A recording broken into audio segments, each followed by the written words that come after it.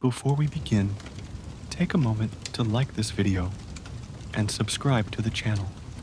Your support helps bring more untold stories from history to light, softly whispered just like this one. Welcome to Whispers from the Past. Tonight, we're going to travel back through time, not to the thunderous footsteps of armies or the clamor of kings, but to a quieter, more hidden thread in the fabric of medieval life. This is a story about how people who lived with Down syndrome were perceived, treated, and lived during the Middle Ages. A story that is not often told in textbooks or lecture halls. A story that has no clear voice in history, but we will do our best to listen. In the medieval world, life was hard. Society was deeply rooted in religion, superstition, and tradition. Most people couldn't read, and even fewer could write. Knowledge passed through whispers, customs, stained glass windows, and the pulpit. In this world, people with disabilities, including those with what we now call Down syndrome, were seen through a very different lens than we see today. They were not labeled with diagnostic terms, and they certainly weren't understood through modern science. Instead, they were interpreted through the lens of faith, myth, morality, and community. Let's begin in a village, perhaps in the English countryside or nestled in a French valley. A child is born. A midwife wraps the baby and hands it to the mother. She notices something unusual: the shape of the face, the slant of the eyes, the smallness of the ears, the quietness in its cries. The mother stares, holding her breath. She might not have a name for it, but she knows this child is different. In medieval times, every birth was an event tied to heaven and earth. A baby born with visible differences could stir confusion, fear, or awe. Many believed such children were touched by divine forces, or worse, cursed. Some thought these children were changelings, left by fairies in place of healthy babies. This belief was especially common in parts of Ireland, Scotland, and Scandinavia. The changeling myth caused real harm. In some cases, children were abandoned or even killed. But this was not the rule across all of Europe. In fact, while superstitions existed, most communities, especially deeply Christian ones, viewed people with disabilities through the lens of charity and moral duty. The church was central to daily life in medieval Europe, and Christian doctrine taught that all people were created by God. Those with disabilities were often seen as tests of faith or as souls closer to the divine. Their suffering, people believed, could offer spiritual benefit to others. Many were viewed not with hatred, but with a complex mix of pity, reverence, and fear. In monasteries, care for the sick and different was seen as a holy calling. Monks and nuns tended to those who couldn't care for themselves. They fed them, washed them, and gave them a place to sleep. It's entirely possible that children and adults with Down syndrome were among these individuals, quietly, anonymously cared for, behind stone walls and candlelight. Art and literature from the time rarely depict people with obvious signs of Down syndrome, but that doesn't mean they weren't there. History, after all, remembers kings and popes more than peasants and outcasts. Still, some believe that certain religious artworks include figures who may have had Down syndrome, shown as angels or holy innocents. These interpretations are debated, but they suggest a level of presence, hidden but real. In village life, those with intellectual disabilities were often allowed to live among their families.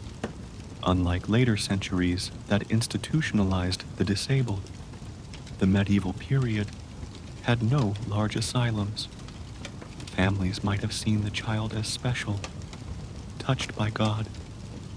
Others may have hidden them away out of fear or shame, but often they simply adapted.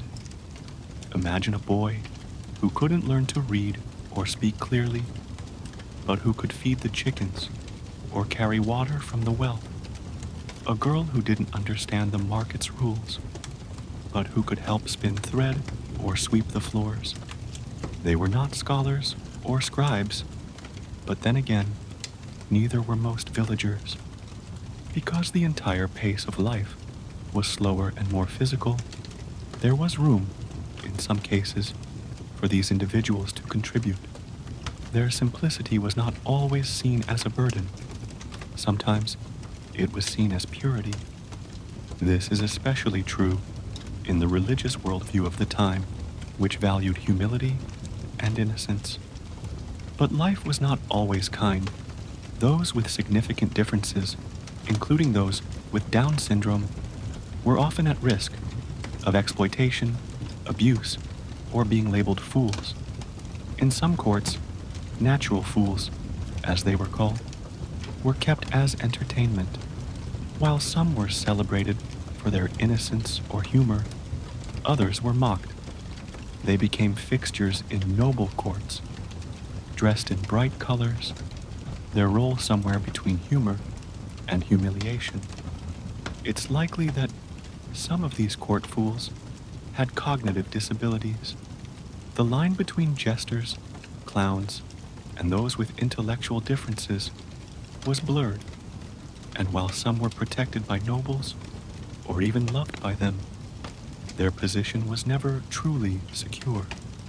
They lived at the whim of their lord's amusement. Despite this, some fools were remembered fondly.